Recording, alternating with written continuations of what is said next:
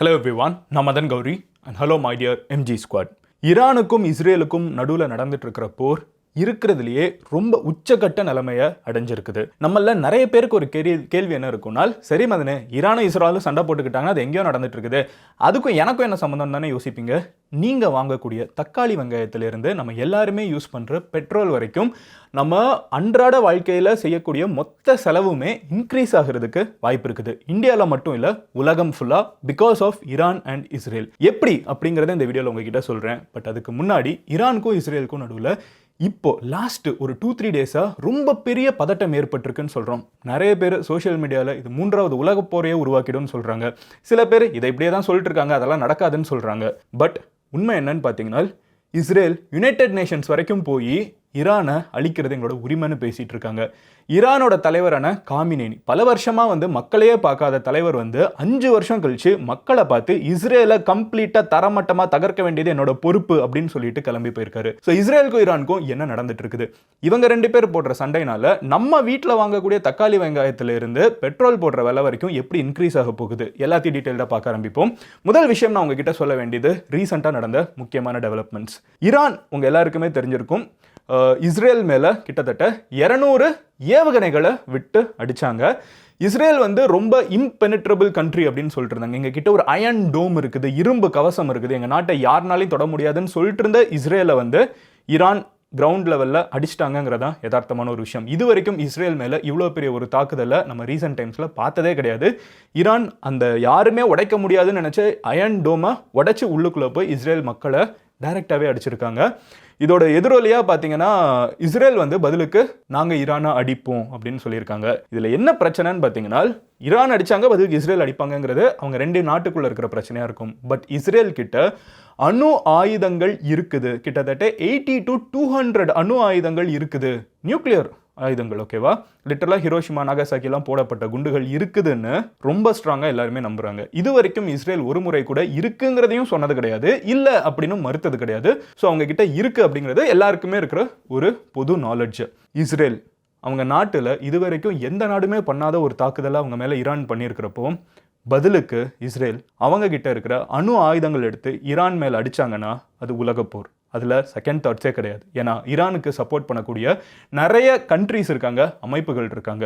ரொம்ப உங்களுக்கு ஈஸியாக சொல்லணும்னா, இந்த பிரச்சனையை எஸ்கலேட் ஆனது இஸ்ரேலோட மேப்பை பார்த்தீங்கன்னா, இஸ்ரேலுக்கு மேலே லெபனன் அப்படிங்கிற ஒரு கண்ட்ரி இருக்குது, கீழே காசா பலஸ்தீன் இருக்குது.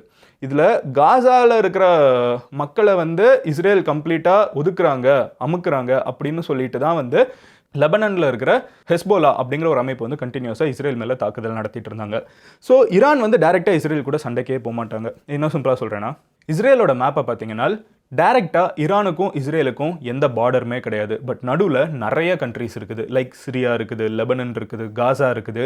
இந்த மாதிரி கண்ட்ரிஸை யூஸ் பண்ணி ஈரான் டைரெக்டாக இஸ்ரேல் மேலே, இன்டைரக்டாக இஸ்ரேல் மேலே தாக்குதல் நடத்துகிறாங்கிறது தான் ஈரான் மேலே இருக்கக்கூடிய குற்றச்சாட்டு. ஃபார் எக்ஸாம்பிள், ஹமாஸ் அப்படிங்கிற ஒரு அமைப்பை காசாவில் உருவாக்கி சண்டை போட வைக்கிறாங்க. ஹெஸ்போலா அப்படிங்கிற ஒரு அமைப்பை லெபனனில் உருவாக்கி, நார்த்தில் உருவாக்கி அவங்களோட சண்டை போட வைக்கிறாங்க. ஸோ பேசிக்காக இஸ்ரேல் முன்னாடி நிறைய பேர் சண்டை போடுறாங்க, ஆனால் அது யாருமே மெயின் எனிமி கிடையாது. மெயின் எதிரி இவங்களெல்லாம் ஏவி விட்டுருக்கிறவங்க பின்னாடி இருக்கிற ஈரான்.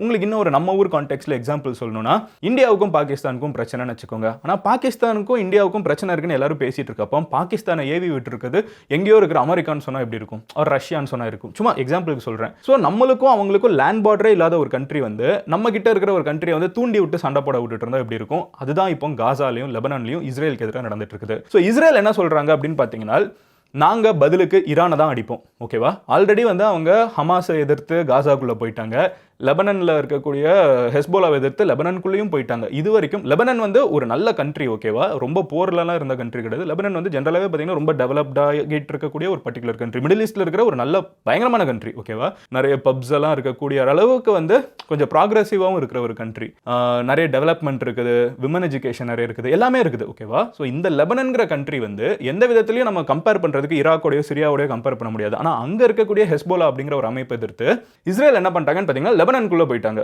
இது எப்படி இருக்கு யோசிச்சு பாருங்களேன். லெபனானுக்குள்ளே போய் அங்கே இருக்கக்கூடிய மக்களை வந்து இருக்கக்கூடிய பகுதிகளில் இவங்களோட தலைவர்கள் நிறைய ஒளிஞ்சிருக்காங்க. ஃபார் எக்ஸாம்பிள் இப்போ ரீசெண்டாக ஹெஸ்போலாவோட தலைவர் வந்து ஒருத்தர் இறந்து போனார். அவங்கள வந்து இஸ்ரேல் தான் அடிச்சு கொண்டாங்க. அதுக்கப்புறம் வந்து செஃபிடின் அப்படின்னு சொல்லப்படக்கூடிய ஒரு தலைவர் வந்து புதுசாக அந்த பதவிக்கு வந்தார். வந்து 3 நாளுக்குள்ள மறுபடியும் அவரையும் வந்து தகர்த்திட்டாங்க. ஏன்னா நேத்திக்கு நைட்டு லெபனானுக்குள்ள ஒரு மிகப்பெரிய பகுதியில் ஹார்ட் ஆஃப் பெய்ரூட், ஓகேவா, இந்தியாவில் டெல்லி மாதிரி மெயின் இடம், எவ்வளோ தலைவர்கள் இருப்பாங்கன்னு தெரியும், எவ்வளோ முக்கியமான பாப்புலேஷன் இருப்பாங்கன்னு தெரியும். ஜென்ரலாக இந்த மாதிரி இடங்களில் தாக்குதல் நடத்த மாட்டாங்க. ஏன்னா அங்கே தாக்குதல் நடத்தினா டார்கெட் ஒரு ஆளாக இருக்கலாம், ஆனால் சுற்றி நிறைய பொதுமக்கள் இருப்பாங்க, அவங்க இறந்து போவாங்க. ஆனால் அதை யோசிக்காமல் இஸ்ரேல் வந்து தாக்குதல் நடத்தியிருக்காங்க. இஸ்ரேல் அவங்களோட டிஃபென்ஸில் என்ன சொல்கிறாங்கன்னா, இவன் என்ன அடிக்கிறான், என் வீட்டில் வந்து அடிக்கிறான், ஈரான் வந்து என் வீட்டை வந்து அடிச்சிருக்காங்க, என் மக்களை வந்து கொண்டிருக்காங்க, அதெல்லாம் யாரும் கேட்க மாட்டேங்கிறீங்க. இந்த பிரச்சனைலாம் ஆரம்பிச்சது அக்டோபர் 8ஆம் தேதி போன வருஷம் என்ன நடந்துச்சு, சாதாரணமாக பார்ட்டி பண்ணிட்டு இருந்த இஸ்ரேலி மக்களை வந்து கடத்திட்டு போனாங்க. அப்போ நாங்கள் வந்து 1க்கு 10 நாங்கள் திருப்பி கொடுத்தாதான் எங்களுக்கு பிரச்சனை வராது, நாங்கள் பண்ணுறது சரிதான் அப்படின்னு சொல்லிட்டு இஸ்ரேல் ரொம்ப ஸ்ட்ராங்காக ஒரு முன்னெடுப்பு அவங்களோட பாயிண்ட் ஆஃப் வியூ அப்படின்னு சொல்லி முன்வைக்கிறாங்க. இதுக்கு எதிராக யுனைடெட் நேஷன்ஸ் பேசுகிறாங்க. ஓகேவா, யுனைடெட் நேஷன்ஸ் என்ன சொல்கிறாங்கன்னா, நீங்கள் சொல்கிறதெல்லாம் சரி, ஆனால் இந்த சைட் காசாவாக இருக்கட்டும், அதே மாதிரி வந்து லெபனானாக இருக்கட்டும், இங்கே இருக்கக்கூடிய பொது மக்கள் இறந்து போகிறாங்க, குழந்தைங்க இறந்து போகிறாங்க, அவங்கெல்லாம் என்ன பாவம் பண்ணாங்க, இது வந்து ஒரு மிகப்பெரிய பாவச் செயல்னு யுனைடெட் நேஷன்ஸோட ஹெட்டான கொட்டரஸ் அப்படிங்கிறவர் வந்து சொல்கிறாரு. அதுக்கு யுனைடெட் நேஷன்ஸ் இருந்துக்கிட்டு அவர் சரியான ஆலையில் அந்த பதவிக்கு அவரை தூக்கி அங்கேருந்து வெளியே போடுங்கன்னு சொல்கிறாங்க. ஸோ இஸ்ரேல் வந்து பேசிக்காக இப்போ எந்த மோடில் இருக்காங்கன்னா, நான் ஒரு கொள்கையோடு இறங்கிட்டேன், எனக்கு வந்து இந்த ஹமாஸ், ஹெஸ்போலா அண்ட் மெயினாக இதுக்கு பின்னாடி இருக்கிற ஈரான், இதில் யார் யார் எனக்கு குடைச்சல் கொடுக்குறாங்களோ அவங்க எல்லாத்தையும் நான் உலகத்துலேருந்து அனுப்ப போகிறேன். அவங்க வந்து வேறு எதுவுமே சொல்ல, அவங்களெல்லாம் நான் எலிமினேட் பண்ண போகிறேன், உலகத்துலேருந்து அனுப்ப போகிறேன்னு சொல்லிட்டு தான் இஸ்ரேல் வந்து ஒரு வேலையை செஞ்சுட்டு இருக்காங்க. இதில் ஆப்போசிட்டில் இருக்கக்கூடிய ஈரான், ஹமாஸ், ஹெஸ்போலா, ஈரான்னா மொத்த ஈரான் கிடையாது, ஈரானோட தலைவர்கள் காமினி மாதிரி தலைவர்கள் வந்து அவங்க என்ன சொல்கிறாங்கன்னா, இல்லை இஸ்ரேலை நாங்கள் கம்ப்ளீட்டாக இவங்க எங்களோட மக்களுக்கு அநீதி பண்ணிட்டாங்க, பலஸ்தீனிய மக்களுக்கு அநீதி நடந்துட்டு இருக்குது, நாங்கள் ஒன்றா சேர்ந்து குரல் கொடுக்க போகிறோம். இதுக்கு வந்து ஆப்கானிஸ்தான்லேருந்து சிரியா வரைக்கும் இருக்கிற அத்தனை பேருமே ஒன்றா சேர்ந்து குரல் கொடுக்கணும்னு சொல்லிட்டு அவரும் வந்து சைடில் பேசிகிட்டு இருக்காங்க. ஸோ 2 பேருமே வந்து ரொம்ப ஸ்ட்ராங்காக முன்னெடுத்து வச்சுருக்காங்க. இதில் இவ்வளோ நாள் வந்து இஸ்ரேலுக்கு எதிராக எந்த கண்ட்ரியும் ஜெயிக்க முடியாதுங்கிற ஒரு நினைப்பு இருந்தாலும் இப்போ ரீசெண்டாக 200 பலிஸ்டிக் மிசைல்ஸ்னு சொல்கிறாங்க, அந்த ஏவுகணைகள் வந்து இஸ்ரேலில் விழுந்ததில் ஒரு லெசன் நம்ம எல்லாருக்குமே இருக்குது. இஸ்ரேல் வந்து தகர்க்கப்படாத ஒரு பர்டிகுலர் இடம்லாம் கிடையாது, ஓகேவா, இஸ்ரேல் வந்து தகர்க்கப்படக்கூடும். அந்த அயன்டோமெல்லாம் வந்து மீறி இன்னொரு ஹமாஸும் ஹெஸ்போலாவும் அடிக்கிறதுக்கும் ஈரான் மாதிரி ஒரு ஆக்சுவல் ஆர்மி அடிக்கிறதுக்கும் வித்தியாசம் இருக்குது. இது ஒரு அமைப்புகள், அது ஆர்மி, அவங்க அடிக்கிறப்போ உள்ளுக்குள்ளே வந்து நிறைய தாக்குதல்கள் இருந்திருக்குது, நிறைய தாக்கங்கள் இருக்குது. ஃபார் எக்ஸாம்பிள் போன தடவை அவங்க அடித்தப்போ ஈரான் வந்து இதுக்கு முன்னாடி ஒரு டைம் இஸ்ரேல் அடித்தாங்க, அப்போ 9 மணி நேரம் ஆச்சு அவங்க இங்கேருந்து அடித்து இங்கே வந்து உழுகிறதுக்கு. அண்ட் நிறைய முன்னாடியே வார்ன் பண்ணிட்டாங்க, நாங்கள் இஸ்ரேல் அடிக்க போகிறோம்னு சொல்லிட்டு. இந்த முறை வார்னிங் கிடையாது அண்ட் ரொம்ப வேகமாக வந்துருச்சு, 12 நிமிஷத்தில் வருது. அப்போ உண்மையிலே அவங்களால டிஃபெண்ட் பண்ண முடியல, ஈவன் வித் அமெரிக்கன் சப்போர்ட். அப்போ வந்து இது வந்து ஒரு ஒன் சைடட் போராக இருக்க போகிறது கிடையாது. அந்த போர் வந்து எப்போ ஆரம்பிக்கும்னு கேட்டிங்கன்னா ஆல்ரெடி ஆரம்பிச்சிருச்சு, நடந்துட்டு தான் இருக்குது. ஏன்னா பதிலுக்கு இஸ்ரேல் அடிக்க போகிறாங்கிறது உலகத்துக்கே தெரியும். எங்கே நியூக்ளியர் ஆயுதங்களை யூஸ் பண்ணுவாங்களா, அது போக ஈரானில் எங்கே அடிப்பாங்க, ஈரானில் வந்து அணு ஆயுதங்கள் பண்ண ரிசர்ச் சென்டர்ஸ் இருக்குது, எண்ணெய் கிணறுகள் இருக்குது, இங்கெல்லாம் அடிச்சிட்டாங்கன்னா உலகத்தில் எவ்வளோ பெரிய இம்பாக்ட் உருவாக்கும். ஒன்று இருக்கிறதுலே மோசமான விஷயம் நியூக்ளியர் ஆயுதங்களை போய் அடிக்கிறதுன்னு இருக்குல்ல, நியூக்ளியர் ஆயுதங்கள் வந்து ரிசர்ச் பண்ண சென்டர்ஸ் வந்து ஈரான் கிட்ட இருக்குது. இந்த இடத்துலலாம் அடிச்சாங்கன்னா இம்பாக்ட் வந்து ரொம்ப பெருசாக இருக்கும், ஹிரோஷிமா நாகசாக்கி இம்பாக்ட் இருக்கும். ஸோ அது நடக்குமா? 2வது, எந்த ஆயுதத்தை இவங்க யூஸ் பண்ணுவாங்க, அணு ஆயுதத்தை யூஸ் பண்ணிடுவாங்களாங்கிற ஒரு பயம். 3வது, இங்கே இருக்கக்கூடிய ஈரானில் இருக்கிற எண்ணெய் கிணறுகள் நிறைய இருக்குது. இந்த எண்ணெய் கிணறுகள் கிட்டே நிறைய கண்ட்ரிஸ் வாங்கிட்டு இருக்காங்க ஃபார் டிஸ்கவுண்டட் ப்ரைஸ், லைக் ஈராக்காக இருக்கட்டும், சிரியாவாக இருக்கட்டும், சைனாவாக இருக்கட்டும், ஈவன் இந்தியா கூட 2019 வரைக்கும் இவங்க கிட்டேருந்து நம்ம பெட்ரோல்லாம் வாங்கிட்டு இருந்தோம்.